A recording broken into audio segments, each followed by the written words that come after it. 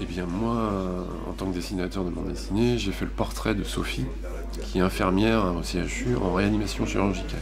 C'est un métier extrêmement difficile. On sentait que ça touchait vraiment beaucoup de gens et que les gens avaient beaucoup de choses à raconter. Donc on s'est rendu compte que tous les soignants avaient du mal à accomplir leur mission de service de soins du patient et souffraient de ce manque de moyens humains et financiers pour accomplir leurs tâches, quoi. L'hôpital est de moins en moins hospitalier. Cette citation d'une des personnes interviewées par les auteurs est un bon résumé de cette enquête en bulles et croquis. Dans le jargon de la bande dessinée, on appelle cela de la BD reportage, un genre qui mêle dessin et journalisme. La bande dessinée permet à la fois de reconstituer des scènes auxquelles on n'a pas assisté, plus facilement qu'avec une caméra, par exemple.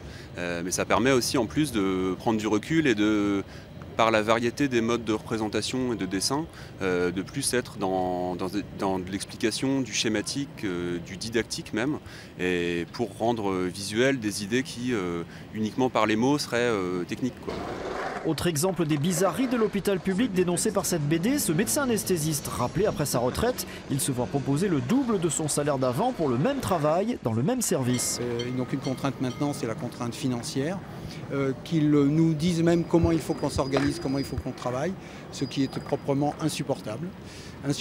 Et d'où le mécontentement de très nombreux soignants, quelle que soit leur fonction.